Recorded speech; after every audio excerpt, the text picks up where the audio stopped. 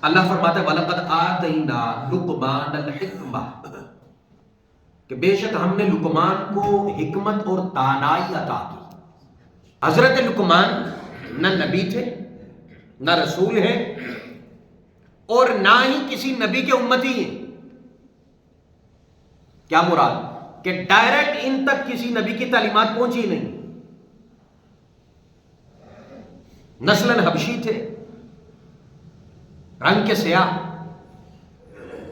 لیکن مالک انہیں کہہ رہا ہے وَلَقَدْ آتَيْنَا لُقْمَانَ الْحِكْمَةَ، ہم نے لقمان کو حکمت عطا کی۔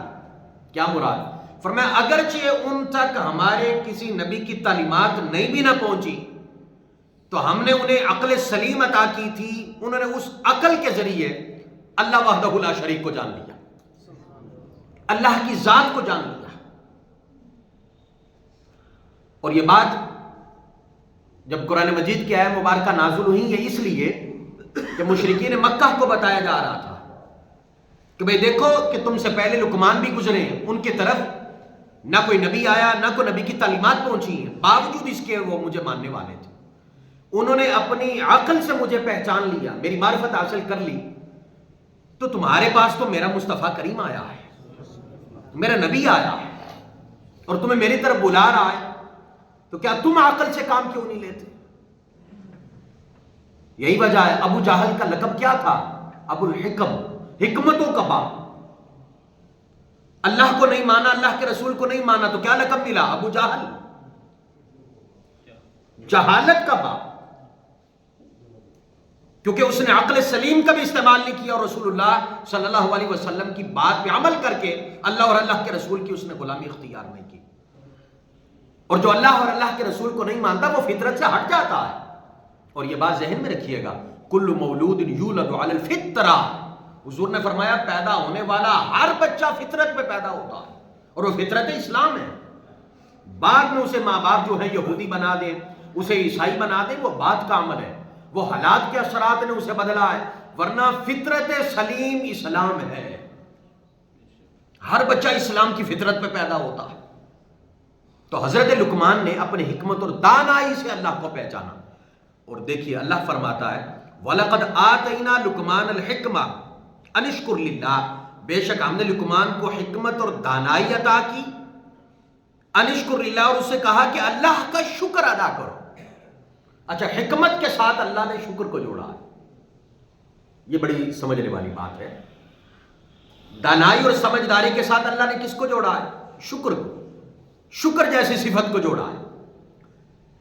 اس سے بات یہ پتہ چلتی ہے کہ جو بندہ شکر ادا نہیں نہ کرتا، یا جس کے مزاج میں یا جس کی سیرت میں شکر کی صفت موجود نہیں ہے، وہ بندہ نہ تو حکمت والا ہے اور نہ وہ فطرت پہ ہے، فطرت سے ہٹ گیا۔ جو فطرت پہ ہے بندہ وہ شکر ادا کرنے والا ہوتا ہے۔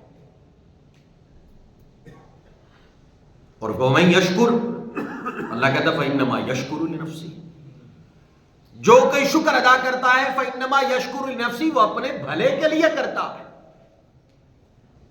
اسی کا ہی بھلا ہے۔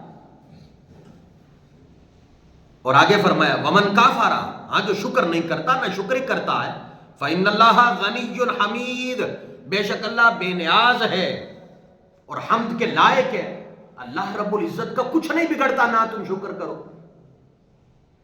وَمَن یشکر فَإِنَّمَا یشکر لِنَفْسِهِ، جو شکر ادا کرتا ہے ہم اسی کا ہی بھلا کرتے ہیں، اللہ کہتا ہے۔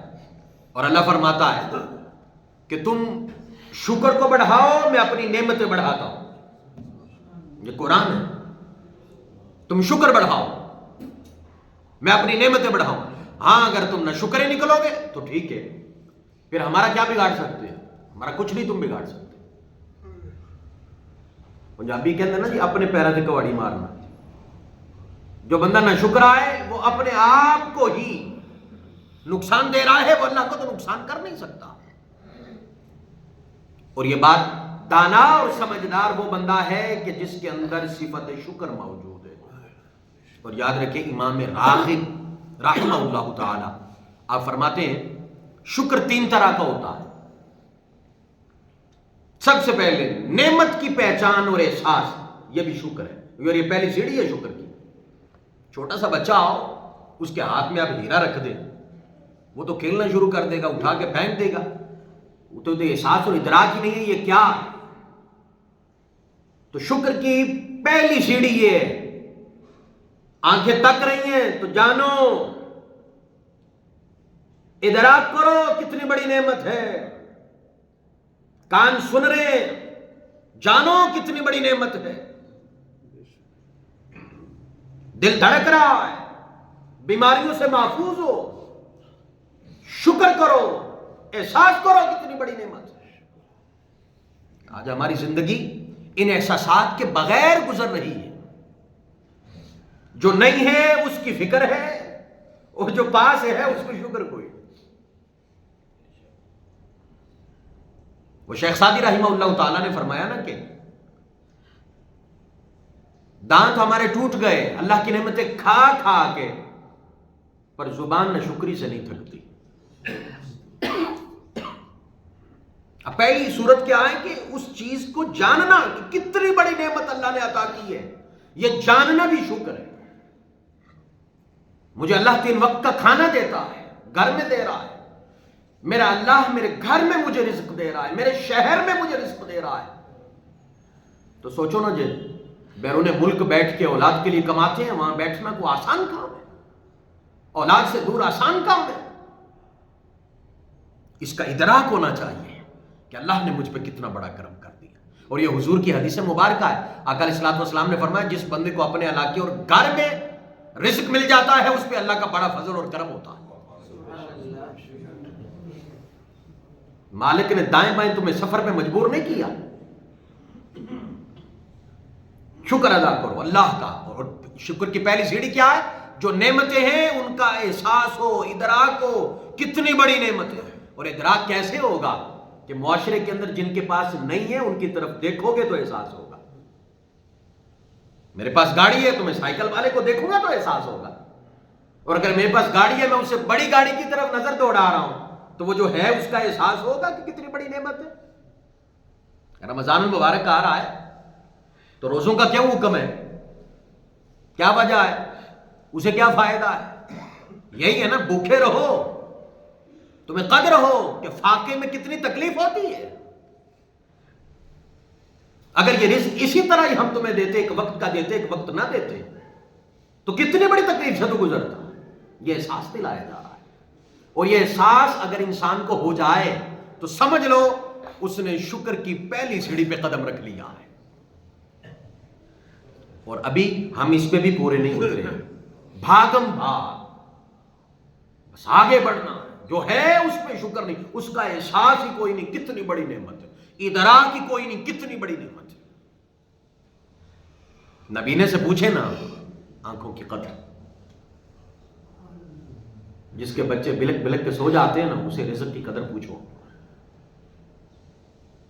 تو پہلی شکر کی صورت یہ. دوسری صورت کیا ہے؟ الشکر باللسان. شکر باللسان، زبان سے شکر ادا کرنا. کیا؟ زبان سے مالک کی تعریف ہی کرتے رہنا. الحمدللہ، اللہ کی تعریف ہے، اللہ کا شکر ہے، اللہ کی عطا ہے، سارا کچھ اللہ کی ذات کی عطا ہے. یہ زبان سے بھی ذکر کرنا. پہلی صورت کیا ہے؟ احساس ہو. نعمت کا کیا ہونا؟ احساس ہونا. کیونکہ احساس کے بغیر شکر کا جذبہ پیدا نہیں ہوتا. نعمت کے احساس کے بغیر شکر کا جذبہ نہیں پیدا ہو سکتا. اور جب ہو جائے پھر زبان اللہ کا شکر ادا کرتی رہے. الحمدللہ الحمدللہ الحمدللہ. اور تیسری صورت کیا ہے شکر کی؟ وہ یہ کہ سارے جسم سے اللہ کا شکر ادا کیا جائے. پورے اعضائے بدن سے شکر ادا ہو. مثال کے طور پر باپ ہے، وہ بیٹے کو ایک کتاب لا کے دے دیتا ہے. اب وہ بیٹا دیکھتا ہے یہ ایک تحفہ ہے باپ کی طرف سے، وہ شکر ادا کرتا ہے باپ کا، شکریہ، جسے ہم تھینکس کہتے ہیں انگلش کے اندر. اپنے اپنے لفظ ہیں، مہربانی، کوئی بھی لفظ وہ زبان سے اس نے ادا کر دیا. کرنے کے بعد اس نے اب کتاب کو رکھ دی، اسے پڑھا نہیں ہے. اس کتاب کو اس نے نہ پڑھا نہ سمجھا. باپ نے دی، اس نے بس لفظ شکر ادا کیا اور اسے رکھ دیا. تو بتائیں اس نے اس نعمت کی قدر کی ہے یا ناقدری کی ہے؟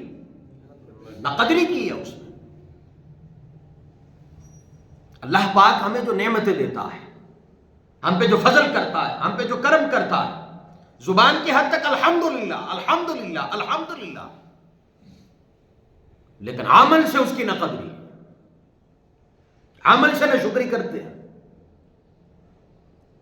اب اس کی میں تفصیل میں نہیں جاؤں گا ورنہ میرا یہ جو آج کا رکوع ہے یہ باقی رہ جائے گا۔ اشارتاً 3 باتیں میں نے شکر کے اعتبار سے آپ کو سمجھا، یعنی پورے بدن سے شکر کیا ہے کہ بس اس کی نافرمانی نہ ہو، یہ شکر ہے، اور اگر اس کی نافرمانی ساتھ ساتھ چلے تو پھر یہ شکر نہیں ہے۔ زبان سے بے شک الحمدللہ 100 بار کیوں نہ کہا جائے۔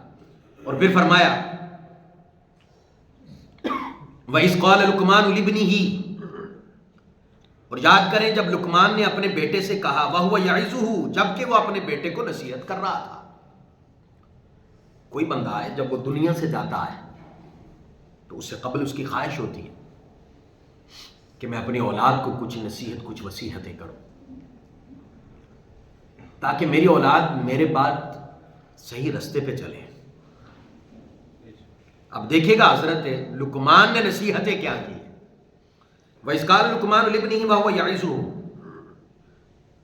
اور یاد کرو کہ جب لقمان نے اپنے بیٹے سے کہا جبکہ وہ اپنے بیٹے کو نصیحت کر رہے تھے، یا بنیا، اے میرے بیٹے، لا تشرک باللہ، زندگی بھر اللہ کے ساتھ کسی کو شریک نہیں ٹھہرانا۔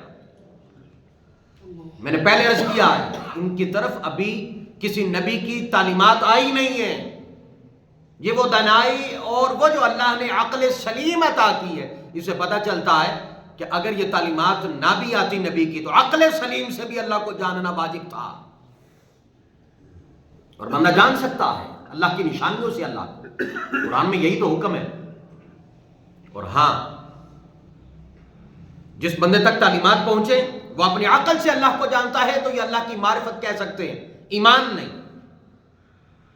کیونکہ جب نبی کی تعلیمات پہنچ جائیں پھر نبی کی تعلیمات کی اتباع میں اللہ کو ماننا ہوتا ہے۔ اور جیسے حضرت لقمان ہے ان تک نہیں پہنچی، انہوں نے اپنی عقل سے سمجھ سے عقل سلیم سے اللہ کو وحدہ لا شریک مانا، تو ظاہری بات ہے وہ صاحب ایمان ٹھہرے اور اللہ پاک نے ان کا قرآن میں ذکر فرما دیا۔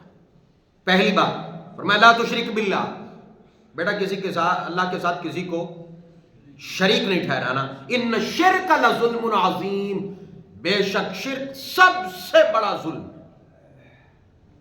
ظلم کا کیا معنی ہوتا ہے؟ ظلم کی تعریف کیا ہوتی ہے؟ جو جس شے کا مقام ہوتا ہے نا، مرتبہ ہوتا ہے، اس سے اس شے کو ہٹا دینا یہ ظلم ہوتا ہے۔ اللہ کو مخلوق کے درجے پہ لے آنا اور مخلوق کو اللہ کے درجے پہ لے جانا یہ شرک ہے اور ظلم ہے۔ خدا خدا ہے، خالق خالق ہے، اللہ اللہ ہے، ذات اور صفات میں اس کی شایان شان، اس کا کوئی شریک ہو سکتا ہی نہیں، یہ عقیدہ۔ ہاں اگر آپ نے اس کو مخلوق کے لیول پہ لے آئے اور مخلوق کو اللہ کے لیول پہ لے گئے، میں شرک کی اقسام نہیں بیان کر رہا، موٹی سی بات کر رہا ہوں تاکہ بات سمجھ آ جائے۔ اللہ کو مخلوق کے درجے میں، مخلوق کو اللہ کے درجے میں لے گئے تو سمجھ لو یہ ظلم عظیم ہے۔ یہ کیا ہے؟ ظلم عظیم۔ آگے سنیے وَوَصَّيْنَا الْإِنسَانَ بِوَالِدَيْهِ، وہ جو حضرت لقمان کی اپنے بیٹے کو نصیحت تھی، اللہ نے اب اپنی طرف سے اس کو قرآن کا حصہ بنایا ہے۔ پہلی کیا تھی؟ لا تشرک باللہ، اللہ کے ساتھ کسی کو، یہ پہلی نصیحت۔ دوسری وَوَصَّيْنَا الْإِنسَانَ بِوَالِدَيْهِ، اور ہم نے انسان کو ان کے والدین کے بارے میں نیکی کی تاکید کا حکم دیا۔ یہ قرآن مجید کا وہ مقام ہے توحید اور شرک کے بعد ڈائریکٹ والدین کا ذکر ہے، حقوق العباد میں والدین کی بات کی جا رہی ہے۔ فرمایا وَوَصَّيْنَا الْإِنسَانَ بِوَالِدَيْهِ، ہم نے انسان کو اس کے والدین کے متعلق نیکی کی تاکید کی ہے، حکم دیا ہے نیکی کرو، اس نے سلوک کرو والدین کے ساتھ۔ ہاں پھر آگے خاص ماں کا ذکر ہے اس آیہ مبارکہ میں۔ فرمایا حملت امہ وہنا علی وہن، اور جسے اس کی ماں تکلیف پر تکلیف پہ اٹھاتی ہے، 9 ماہ تک اپنے پیٹ میں اٹھاتی ہے۔ اور فرمایا وفصالہ فی عامین، اور جس کا دودھ چھوٹنا بھی 2 سال کا ہے۔ اب ظاہری بات ہے ولادت ہو گئی ہے تو اب بھی 2 سال تک اس نے دودھ پینا ہے، اس کی توانائیاں لینی ہے ماں کی۔ یہی تو وجہ ہے حضور نے فرمایا الجنت تحت اقدام الامہات، جنت ماں کے قدموں تلے ہے، ماں کے قدموں تلے ہے۔ اور یقیناً جو ماں کے قدموں کو چومتا ہے وہ جنت کو ہی چومتا ہے، وہ جنت کو چومتا ہے۔ اللہ کے بعد دنیا میں سب سے زیادہ اگر کسی کا احسان ہوتا ہے نا، وہ والدین کا اپنی اولاد پہ ہوتا ہے، وہ والد کا اپنی اولاد پہ ہوتا ہے، وہ والدہ کا اپنی اولاد پہ ہوتا ہے، اللہ کے بعد۔ اب دیکھیے متصل ذکر ہے، اللہ کہتا ہے انشکر لی والی والدیک، میرا شکر ادا کرو اور اپنے والدین کا شکر ادا کرو۔ اللہ اکبر۔ اللہ کیا بتانا چاہ رہا ہے؟ اللہ کہہ رہا ہے اگر تم میرے شکر گزار ہو نا اور اپنے والدین کے نہیں، تو میں اپنا شکر بھی رد کر دیتا ہوں، مجھے کوئی ضرورت نہیں ہے تمہارے شکر کی۔ میں نے کہا نہیں ہے کہ میرا شکر بھی ادا کرو اور ساتھ والدین کا شکر بھی ادا کرو۔ وَإِلَيَّ الْمَصِيرُ، اور فرمایا تجھے میری ہی طرف لوٹ کر آنا ہے۔ اللہ نے فرمایا وَإِن جَاهَدَاكَ عَلَىٰ تُشْرِكَ بِمَا لَيْسَ لَكَ بِهِ عِلْمٌ، اور اگر وہ کوشش کریں دونوں کہ تم شرک کرو اللہ کے ساتھ، مَا لَيْسَ لَكَ بِهِ عِلْمٌ، اور کہیں کہ اس کا تمہارے پاس علم نہیں ہے، فَلَا تُطِعْهُمَا، ان دونوں کی اطاعت نہیں کرنی، شرک میں ان کی اطاعت نہیں کرنی۔ وَصَاحِبُهُمَا فِي الدُّنْيَا مَعْرُوفًا، لیکن ہاں یہ ذہن میں رکھنا ہے اچھے طریقے کے ساتھ دنیا میں ان کا ساتھ دینا ہے، بدتمیزی نہیں کرنی، صرف اطاعت نہیں کرنی، شرک کی حد تک بات نہیں ان کی ماننی، لیکن یہ نہیں ہے کہ اب تم ماں کا ادب ہی چھوڑ دو، باپ کا ادب ہی چھوڑ دو۔ وَصَاحِبُهُمَا فِي الدُّنْيَا مَعْرُوفًا، دنیا میں اچھے طریقے کے ساتھ ان کے ساتھ رہنا، ان کا ساتھ دینا، ہر معاملے میں بیمار ہے تب بھی ساتھ دینا، مشکل میں تب بھی ساتھ دینا۔ خبردار کہ یہ چیز دیکھ کے یہ مشرک ہیں، اب لہٰذا ان کے حق ختم ہو گئے۔ اور پھر آگے اللہ فرماتا ہے وَاتَّبِعْ سَبِيلَ مَنْ أَنَابَ إِلَيَّ، اور اس شخص کی پیروی کرو کہ جس نے اپنا رخ اطاعت میں ہماری طرف پھیر لیا، جو جس کا رخ ہماری طرف ہے اس کے پیچھے چلنا ہے، ایسے ہی نہ کسی کے پیچھے چل پڑا کرو، دیکھا کرو کہ اس میں اللہ اور اللہ کے رسول کی کوئی بات ہے بھی ہے کہ نہیں۔ کپڑا خریدنا ہو تو کتنی دکانوں سے ڈھونڈ ڈھونڈ کے خریدا جاتا ہے، کسی کی اتباع میں جاتے ہیں تو بغیر سوچے سمجھے چھوٹی چھوٹی کرامتیں دیکھ کے چل پڑتے ہیں۔ اور ایک بات ذہن میں رکھیے گا، بڑی غور طلب بات، میں نے شب برات میں بھی اس چیز کا ذکر کیا تھا کہ جادو ایک علم ہے، اس کی تاثیر بھی ہے، لیکن اس کے اندر جو تاثیر ہے وہ اللہ نے پیدا کی، اللہ نے پیدا کی۔ اور اگر چھوٹی سی مشکل پہ بھی اللہ سے توجہ ہٹ جائے اور خیال آئے ہاں کسی نے کچھ کر دیا، تو پھر آخری 2 سورہ مبارکہ وہ فوراً پڑھیے گا، یہ شیطان کا وسوسہ ہے، وہ آپ کو اللہ سے دور کر رہا ہے۔ یہ عقیدہ رکھو ہاں اگر کسی نے کچھ ایسا کیا بھی ہے تو اللہ جو چاہتا ہے ہوگا وہی، مالک جو چاہتا ہے ہوگا وہی۔ ہاں اس کے لیے پھر اللہ نے بہت سارے علوم رکھے ہیں اس کے مقابلے میں، لیکن عین اسی پہ ہی سارا توکل کر کے بیٹھ جانا، بھروسہ کر کے بیٹھ جانا، میں سمجھتا ہوں ایمان کے چیپٹر میں اس سے بڑی احساس کمتری کوئی نہیں، ایمان کے چیپٹر کے اندر اس سے بڑی احساس کمتری کوئی نہیں ہے کہ مصیبت آئے تو اللہ کی طرف توجہ نہ جائے۔ دعا کریں نا کہ اللہ پاک ہمیں شیطان کے وسافے سے محفوظ رکھے، ہوتا مشکل ہے لیکن اگر اسے کوئی پار کر جائے تو وہ حقیقت میں پار ہی لگ جاتا ہے، یہ حقیقت ہے۔ بس اللہ پاک مجھے اور آپ احباب کو اپنی ذات کی طرف رجوع کی ہی توفیق عطا فرماتا ہے، اپنی ذات کی طرف۔ اور پھر فرمایا یا بنیا، اے میرے بیٹے، اب تیسری بات ہے، انہا ان تکن مثقال حبۃ من خردل فتکن فی صخرۃ او فی السماوات او فی الارض یأتی بها اللہ۔ اے میرے بیٹے، اگر رائی کے دانے کے برابر بھی تو نے نا کوئی اچھائی کی یا برائی کی، تو پھر خواہ وہ کسی چٹان کے اندر تو نے چھپ کے کیے یا زمینوں میں چھپ کے کیے یا آسمانوں میں ہے، یأتی بہ اللہ، اللہ قیامت کے دن سامنے لے آئے گا، اس کے لیے مشکل کوئی نہیں ہے۔ فرمایا وہ سامنے لے آئے، یأتی بہ اللہ، اللہ سامنے لے آئے گا، رائی کے دانے کے برابر بھی تیری نیکی ضائع نہیں ہوگی، اللہ آنکھوں کے سامنے لے کے آئے گا، اور رائی کے دانے کے برابر بھی اگر برائی کی ہے اللہ اسے بھی سامنے لے آئے گا۔ ان اللہ لطیف خبیر، بے شک اللہ باریک بین اور خبردار ہے اور آگاہ کرنے والا ہے، اللہ خبردار ہے۔ اور پھر آگے فرمایا، اچھا پہلے بات کہاں سے شروع ہوئی تھی؟ شرک نہیں کرنا، پھر والدین کی بات آ گئی، آنے کے بعد حقوق العباد میں والدین کا ذکر آیا، ذکر آنے کے بعد پھر آخرت کی بات ہوئی کہ چھوٹی سی بھی نیکی کی تو سامنے آ جائے گی، یا حضرت لقمان اپنے بیٹے کو نصیحت کر رہے ہیں۔ آگے پھر فرمایا یا بنیا، اے میرے بیٹے، اقم الصلاۃ، نماز قائم کرتے رہنا، نماز قائم کرتے رہنا۔ نماز کا سب سے بڑا مقصد ایک جملے میں سمجھ لیجئے گا، نماز قائم کرنے کا سب سے بڑا مقصد اللہ کی ذات پہ ایمان کی کیفیات انسان کی آنکھوں کے سامنے موجود رہے، یہ مقصد ہے نماز کا۔ فجر پڑھی، فجر یاد رہی، ظہر پڑھی، ظہر یاد رہی، یعنی اللہ نے 5 وقت اس لیے رکھی ہے کہ اللہ کے ساتھ اور اللہ کی ذات پہ جو ہمارا ایمان ہے اس کی کیفیات آنکھوں کے سامنے رہے، اور وہ کس کے ذریعے آئیں گی؟ نماز کے ذریعے۔ نماز پڑھیں گے تو کیفیات آنکھوں کے سامنے رہیں گی کہ میرا اللہ ہے، میں اللہ سے وعدہ کر کے آیا ہوں، میرا الہ ہے۔ فرمایا یا بنیا، اے میرے بیٹے، اقم الصلاۃ، نماز قائم کر، وامر بالمعروف ونہی عن المنکر، نیکی کا حکم دے اور برائی سے روک دے۔ اور یہ جہاد اکبر ہے، یہ جہاد اکبر ہے، اللہ کے دین کی تبلیغ کرنا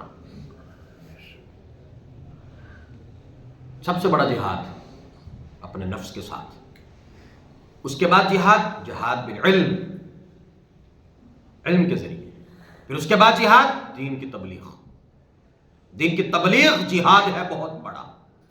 اور پھر آگے کیا فرمایا؟ فرمایا وَاصْبِرْ عَلَىٰ مَا أَصَابَكَ، اور فرمایا تمہیں کوئی مصیبت پہنچے تو بیٹا اس پہ صبر کر۔ ظاہری بات ہے اب جب دین کی بات کرنے نکلیں گے تو ہو نہیں سکتا آپ پہ تنقید نہ ہو، اور اگر تنقید نہیں نہ ہو رہی تو پھر پلٹ کے ضرور دیکھنا کہ صحیح راہ پہ بھی جا رہے ہو کہ کوئی نہیں جا رہے۔ جو تنقید ہوتی ہے نا وہ اس چیز کا پتہ دیتی ہے کہ تو صحیح راستے پہ جا رہا ہے۔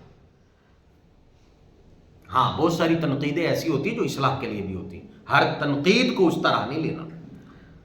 اور فرمایا وَاصْبِرْ عَلَىٰ مَا أَصَابَكَ، صبر کرو اس پہ کہ جو تمہیں تکلیف پہنچے۔ فرمایا ان ذَلِكَ مِنْ عَزْمِ الْأُمُورِ، بے شک یہ بڑی ہمت کے کاموں میں سے۔ کیا جی؟ صبر کرنا۔ اللہ خود کہتا ہے بڑا ہمت والا کام ہے، ایڈا آسان نہیں ہے صبر کرنا۔ جو میں اور آپ کرتے ہیں وہ صبر تھوڑا ہے، اگلے نو 4 سنا بھی نہیں آتے، کیا صبر ہو؟ یہ صبر نہیں ہے جی، یہ صبر ہے کہ اگلے کو سنا کے کہنا ابھی میں صبر کر رہا ہوں، میں دعا کرو میرا صبر کا پیمانہ لبریز نہ ہو۔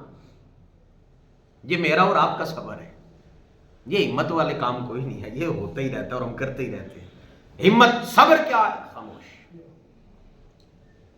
ایک جملہ یاد رکھیے گا، نوٹ کر لیجئے گا، کوئی کتنا بھی برا کرے نا، ہمت کر کے چپ کر جاؤ، خدا کی قسم پہاڑ بھی راستہ دیں گے آپ کو، راہ میں مشکل کوئی نہیں رہے گی۔ باہمت بننا چاہتے ہو تو صابر بنو۔ آقا علیہ الصلوۃ والسلام نے صحابہ سے پوچھا پہلوان کون ہوتا ہے، طاقتور کون ہوتا ہے؟ آقا جی وہ بندہ کہ جسے کوئی شکست نہ دے سکے وہ پہلوان ہوتا ہے۔ آقا علیہ الصلوۃ والسلام نے فرمایا نہیں ایسا نہیں ہے، تو حضور پھر آپ فرمائیے گا۔ فرمایا جب بندے کو غصہ آئے اور غصے پہ قابو پا لے، فرمایا اصل پہلوان وہ ہے، اصل ہمت والا وہ ہے۔ اور جس نے تو غصے کا اظہار کر دیا، گالیاں نکالنی، لڑ لیا، وہ پہلوان کہاں سے نکلا؟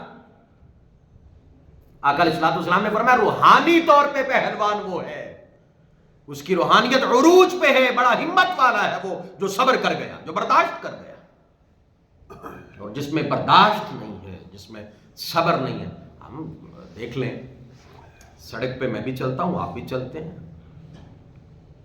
موٹر سائیکل پہ ہیں، گاڑی پہ ہیں، سائیکل پہ ہیں، کتنا صبر کرتے ہیں، ذرا اندازہ کیجئے گا۔ اشاروں پہ ہی ذرا دیکھ لیجئے گا۔ سب سے پہلے میں اپنے آپ کو بات کر لیتا ہوں، اشاروں پہ ہی دیکھ لیں کتنا صبر ہوتا ہے، حالانکہ مد مقابل کوئی شے نہیں ہے۔ مجھے اس دفعہ سفر کر رہا تھا تو ایک بندے نے مجھے کہا کہ ذرا ایک بات بتائیے گا کہ آپ کہتے تبلیغ کرنی چاہیے، تبلیغ ہونی چاہیے، میں جاپان میں اگر تبلیغ کرنے چلا جاتا ہوں تو وہ تو ایمانداری پہ 1 نمبر پہ ہیں، ہم 140ویں نمبر پہ ہیں، میں انہیں کیا کہوں گا 1 نمبر چھوڑ کے 140 نمبر پہ آ جا؟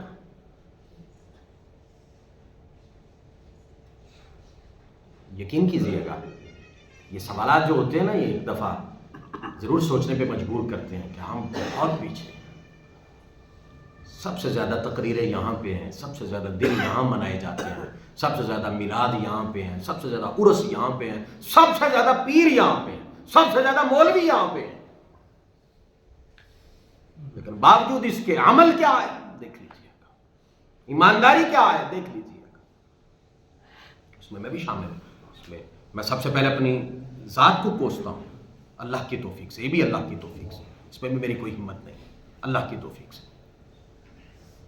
نکلیں سڑکوں پہ دیکھیں کتنا صبر ہے ہم میں، کتنا برداشت ہے۔ کہیں نہ کہیں کسی نہ کسی چوک میں یا تو کوئی کسی کو گالیاں نکال رہا ہوتا ہے، یا کسی کو یوں گھور کے دیکھ رہا ہوتا ہے، کسی کا گریبان پکڑا ہوا ہے۔ اس لیے اللہ نے کہا نا، فرمایا کہ ان ذالک من عزم الامور، بڑی ہمت والا کام ہے۔ اور اصل ہمت یہ ہے، اصل ہمت اگلے کو 2 لگا دینا نہیں، اصل ہمت اگلے کو نیچا دکھانا نہیں ہے۔ مسجد میں نماز پڑھنے آئے اور خیال ہو پتہ نہیں اب کب جوتا کوئی اٹھا کے لے جائے گا، سڑکوں پہ ہم پانی کے کولر لگے اور ساتھ میں گلاس کو اتنی بڑی سنگلی لگی ہو کہ یقیناً کسی نے اٹھا کے لے جانا، کہاں پہ کھڑے ہیں؟ پھر یہ بات سننے کا، یہ بات کرنے کا، یہ بڑے بڑے دن، یہ شب برات، یہ لیلۃ القدر، یہ میلاد، یہ محفلیں ہر گلی میں اللہ اللہ، کیا فائدہ اس کا اگر عملی صورت کوئی نہیں؟ یہ صرف میں سوچنے کے لیے کہہ رہا ہوں، یہ فکر ہے، سوچنا ہے کہ عملی طور پہ رزلٹ کیا ہے، اور یہ فلاں کر رہا ہے میں بھی کروں گا، فلاں کر رہا ہے۔ ایک بات ہمیشہ یاد رکھیے گا، برائی کی جسٹیفیکیشن کوئی نہیں ہوتی،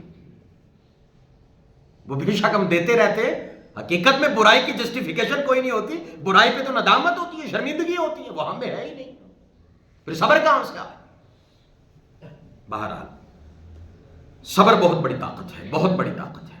اور پھر آگے فرمایا وَلَا تُصَعِّرْ خَدَّكَ لِلنَّاسِ وَلَا تَمْشِ فِي الْأَرْضِ مَرَحًا، اے میرے بیٹے لوگوں سے اپنا رخ نہ پھیرنا۔ آج ہم اپنا رخ لوگوں سے کیا، رشتہ داروں سے پھیرے بیٹھے ہیں، بھائی بھائی سے پھیرے بیٹھے ہیں۔ لیکن بیٹا کبھی بھی، حضرت لقمان اپنے بیٹے کو کہہ رہے کبھی بھی لوگوں سے اپنا رخ نہ پھیرنا، وَلَا تَمْشِ فِي الْأَرْضِ مَرَحًا، اور زمین پہ کبھی اکڑ کے نہ چلنا۔ کیوں جانا اسی زمین میں نہیں، جتنا نرم چلے گا اتنا نرمی والا معاملہ ہوگا، جتنا اکڑ کے چلیں گے اللہ سب کو محفوظ رکھے، اللہ محفوظ رکھے۔ ان اللہ لا يحب كل مختال فخور، فرمایا بے شک ہر متکبر اترا کر چلنے والے کو اللہ پسند نہیں فرماتا۔ اللہ جسے پسند نہ فرمائے دنیا چاہے جتنا مرضی پسند کرتی ہے، پسند کس کی ہے؟ حقیقی پسند اللہ کی ہے نا، تو محبوب اللہ کا بننا چاہیے کسی اور کا؟ اللہ کا۔ اور پھر فرمایا وَاقْصِدْ فِي مَشْيِكَ، اور اپنے چلنے میں میانہ روی اختیار کرنا بیٹا، بہت سپیڈ کے ساتھ بھی نہیں چلنا، اور بہت اتنے آرام سے بھی نہیں کوئی بیمار سمجھے، فرمایا میانہ روی کے ساتھ زمین پہ چلو۔ اور پھر فرمایا وَاغْضُضْ مِنْ صَوْتِكَ، اور اپنی آوازوں کو پست رکھو، مناسب رکھو، اور اتنا بھی نہیں کہ اگلے کو سننا جو ہے وہ مشکل ہو جائے۔ اور پھر آگے فرمایا ان انکر الاصوات لصوت الحمیر، بے شک سب سے بری آواز گدھے کی آواز ہے۔